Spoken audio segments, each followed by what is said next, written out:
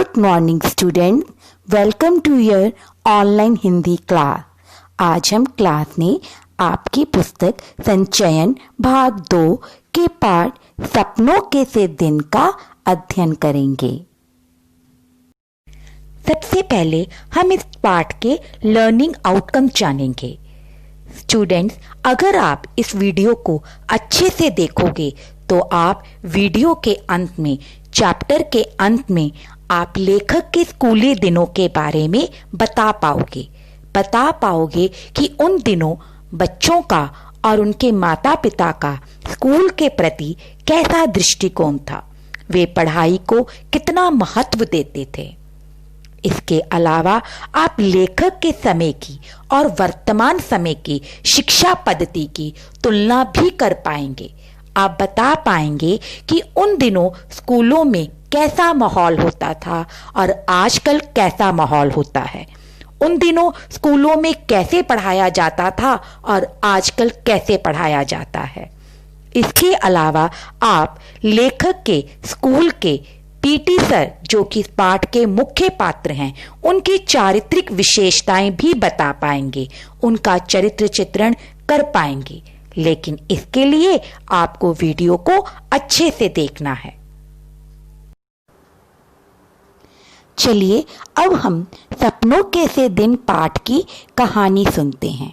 यह कहानी पंजाबी लेखक गुरदयाल सिंह जी की आत्मकथा का एक अंश है।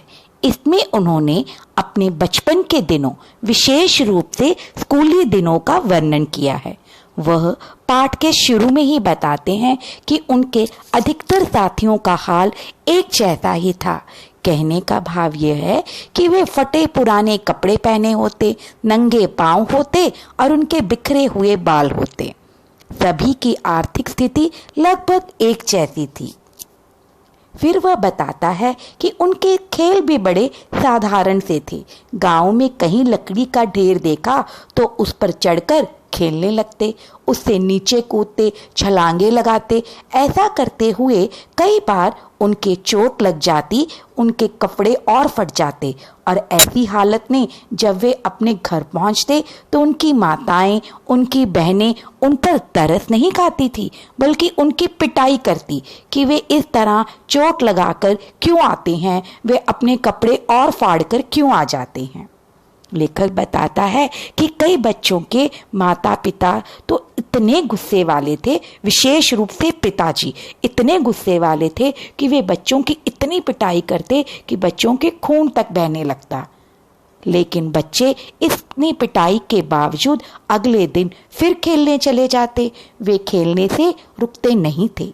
लेखक कहता है कि जब वह अध्यापक बनने के लिए ट्रेनिंग लेने गया और उसे वहाँ बाल मनोविज्ञान अर्थात चाइल्ड साइकोलॉजी विषय पढ़ाया गया, तब उसे पता लगा कि बच्चों को खेलना इतना क्यों अच्छा लगता है कि वे पिटाई के बावजूद खेलने से बाज नहीं आते, खेलते रहते हैं। फिर लेखक बताता है कि उसके गांव के अधिकतर बच्चे स्कूल नहीं जाते थे। बहुत कम बच्चे ही स्कूल जाते थे और जो जाते थे वे भी पढ़ाई में रुचि ना होने के कारण किसी दिन अपना बस्ता गांव के तालाब में ही फेंक आते और अगले दिन उनके माता पिता उन्हें स्कूल नहीं भेजते थे, उन्हें घर ही रखते थे, क्योंकि माता पिता भी पढ़ाई को इतना महत्व नहीं देते थे।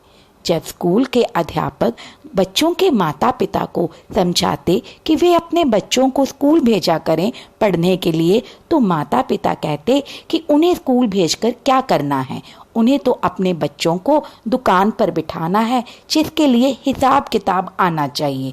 वह हिसाब किताब तो उनके गांव के घनश्याम पंडित जी भी सिखा सकते हैं। वह घनश्याम पंडित जी 6-8 महीने में बच्चों को लंडे सिखा देंगे। लंडे जो है पंजाबी की प्राचीन लिपि है, जिसमें हिसाब किताब अकाउंट्स लिखा जाता है। तो माता पिता अध्यापक जी को यही कहते कि वे अपने बच्चों को घनश्याम पंडित जी के पास भेज देंगे। वह उन्हें 6-8 महीने में हिसाब किताब करना सिखा देंगे, जिससे उनका काम चल जाएगा और फिर वे अपने बच्चों को दुकान पर बिठा देंगे। इस तरह बहुत कम बच्चे ही स्कूल जाया करते थे। उनमें से लेखक भी एक था।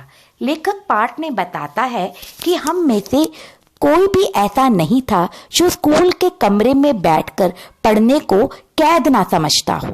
उन सभी को स्कूल में पढ़ाई करना कैद लगता था।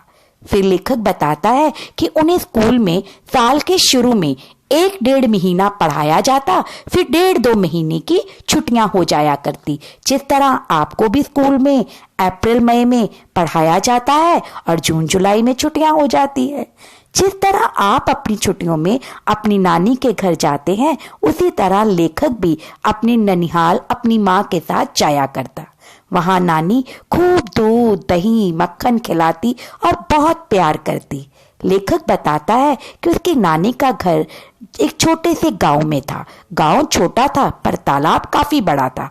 वह दोपहर तक उस तालाब में नहाता, कूदता, शरारतें करता। फिर जब भूख लगती तो नानी के पास चला आता और जो खाने को मन करता वह मांगता। लेखक कहता है कि उसकी नानी उसके बोलने के तरीके और उसके कम खाने के कारण उससे बहुत खुश थी और वह अपने पोतों को भी लेखक की तरह बोलने खाने पीने को कहती। लेखक बताता है कि जिस साल वह अपने ननिहाल नहीं जा पाता, उस साल वह अपने घर से थोड़ा बाहर तालाब पर चला जाता और वहां खूब नहाता। लेखक कहता है कि उसके साथियों में से 1-2 ही थे जिन्हें तैराकी आती थी, ज्यादातर को नहीं आती थी। लेकिन तालाब में हाथ पांव वे ऐसे मारते जैसे बहुत बड़े तैराक हों। फिर लेखक बताता है कि छुट्टियों के शुरू के दिन तो तालाब में नहाने, खेलने कूदने, मौज मस्ती करने में बीत जाते, पर जैसे जैसे दिन बीतते जाते उसे डर सताने लगता। वह डर था हॉलीडेज होमवर्क का, छुट्टियों के काम का, जो उसने शुरू ही नहीं किया था। लेखक कहता कि फिर वह हिसाब लगाता कि वह हर रोज 10 सवाल करेगा और गणित के 200 सवाल 20 दिन में हो जाएंगे, क्योंकि गणित के अध्यापक उन दिनों उन्हें 200 सवाल दिया करते थे। लेखक जब ये हिसाब लगाता तब छुट्टियां खत्म होने को 1 महीना पड़ा होता। जैसे जैसे दिन बीतते जाते उसे फिर डर लगने लगता। फिर वह हिसाब लगाता कि वह एक दिन में 15 सवाल कर लिया करेगा और 200 सवाल कर लेगा। सिर्फ हिसाब लगाता, काम नहीं करता, सवाल नहीं करता। और जब छुट्टियां बिल्कुल ही खत्म हो जाती, बहुत कम समय रह जाता, तो उसे मास्टरों की पिटाई का डर सताता।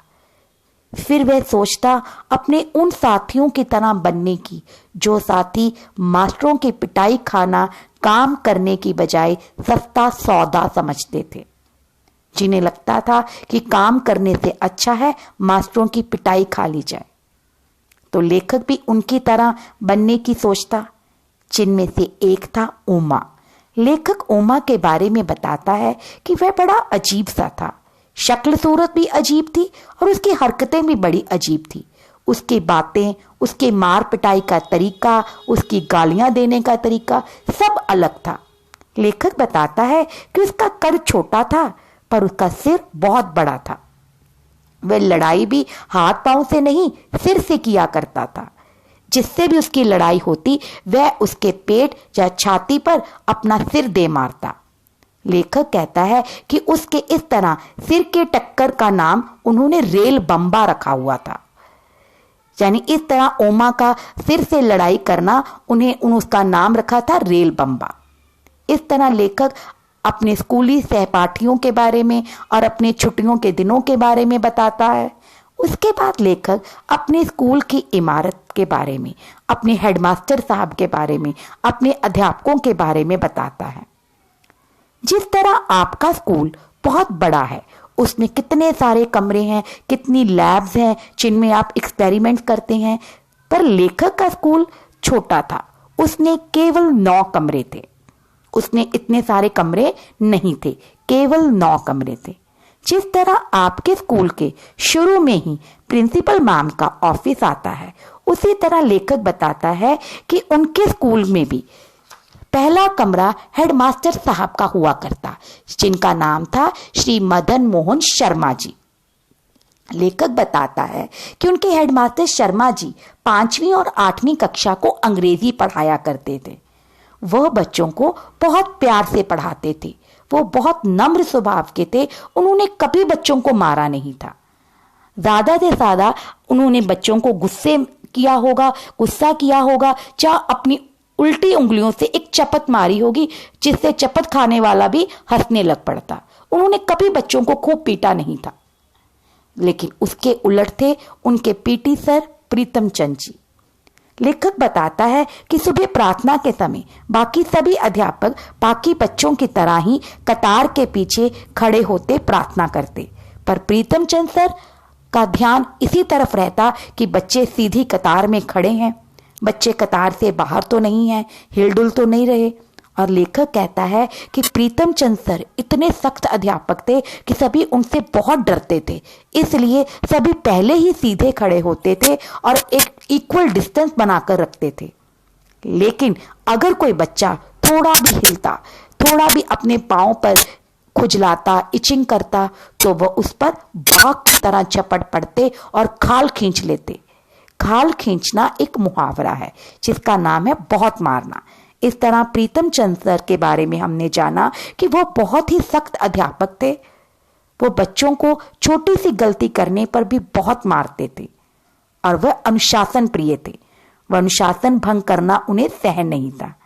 लेखक कहता है कि अगर बच्चा थोड़ा भी अनुशासन भंग करता तो वह उसे बहुत मारते, और इन्हीं सब कारणों से उसे स्कूल जाना अच्छा नहीं लगता था। लेखक कहता है कि उसने कुछ लड़कों से सुना था कि नई कक्षा में जाने में बहुत एक्साइटमेंट होती है, नई कक्षा में जाना उन्हें बहुत एक्साइटेड लगता है। लेखक कहता है पर मुझे नई कक्षा में जाने का भी कभी उत्साह नहीं रहा। उसके वो कुछ कारण बताता है। लेखक कहता है कि एक तो मुझे नई कक्षा में भी पुरानी किताबें मिलती, क्योंकि घर की आर्थिक स्थिति अच्छी नहीं थी, इसलिए हेडमास्टर शर्मा जी किसी लड़के की पुरानी किताबें उसे ला देते। लेखक कहता है उन पुरानी किताबों से अजीब सी गंध आती, और फिर नई कक्षा की मुश्किल पढ़ाई का भी डर होता, मास्टरों की पिटाई का भी डर होता। तो इन्हीं कारणों से उसे नई कक्षा में जाने पर भी कोई खुशी नहीं होती थी। उसे स्कूल जाना हमेशा जो है डराने वाला ही लगता था। पर लेखक बताता है कि कुछ स्थितियां ऐसी होती, कभी ऐसे हालात होते कि उसे स्कूल जाना अच्छा लगता, और वे हालात होते स्काउटिंग के अभ्यास के दिनों के। जी हाँ, जब प्रीतम चंद सर पीटी सर उन्हें नीली पीली झंडियां पकड़ाकर 1 2 3 कहते, झंडियां ऊपर नीचे दाएं बाएं करवाते, तो उन्हें हवा में लहराती झंडियों के साथ वर्दी बूट पहने परेड करना बहुत अच्छा लगता। उन्हें ऐसा लगता जैसे वे फौजी जवान हों, क्योंकि उन दिनों में उन्होंने सुना था कि फौज में फौजी जो है वर्दी बूट पहनकर परेड करते हैं। तो बच्चों के घरों की आर्थिक स्थिति तो इतनी अच्छी नहीं थी, उन्होंने कभी बूट नहीं पहने थे, कभी यूनिफॉर्म नहीं पहनी थी, तो इसलिए जिन दिनों उन्हें स्काउटिंग का अभ्यास करवाया जाता, उन्हें परेड करवाई जाती, तो उन्हें ऐसा लगता वे भी फौजी जवान हैं।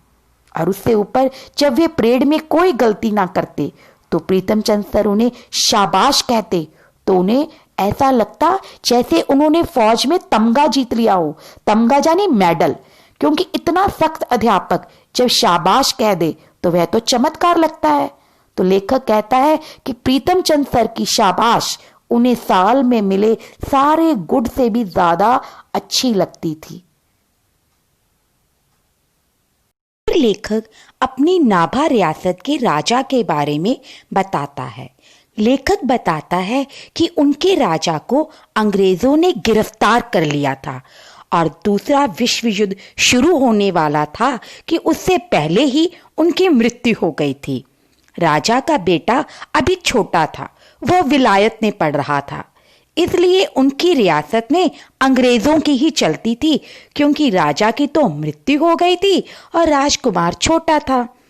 अंग्रेज अफसर समय समय पर उनकी रियासत में उनके गांव में आते और साथ में कुछ नौटंकी वाले भी लाते।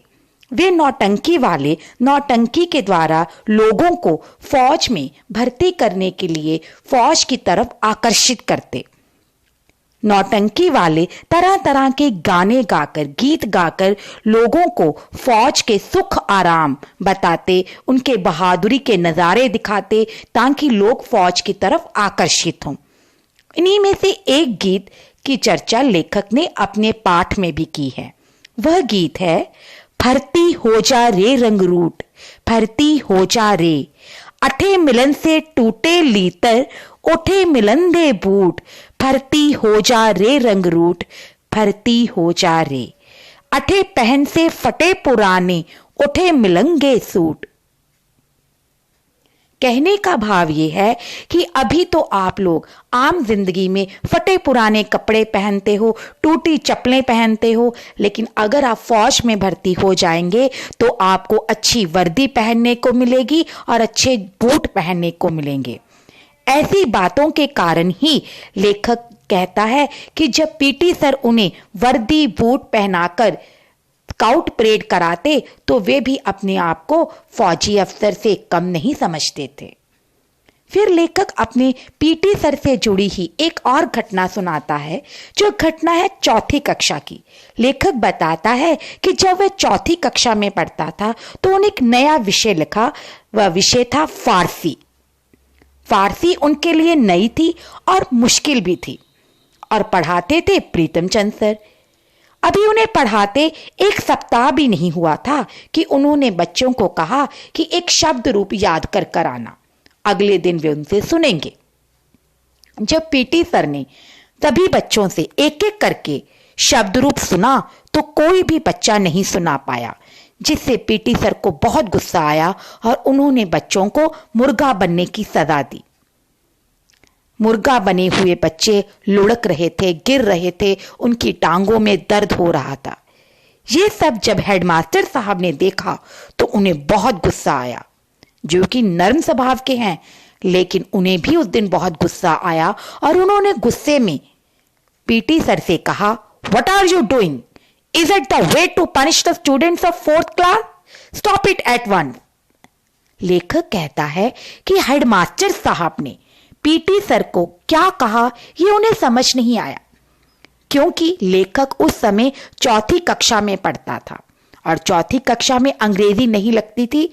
उन दिनों अंग्रेजी 5वीं कक्षा में लगती थी। लेखक कहता है कि उनके स्कूल की बड़ी कक्षाओं में पढ़ने वाले बच्चों ने ही उन्हें बताया कि किस तरह हेडमास्टर साहब ने पीटी सर को गुस्सा किया और उन्हें नौकरी से मुअत्तल कर दिया है।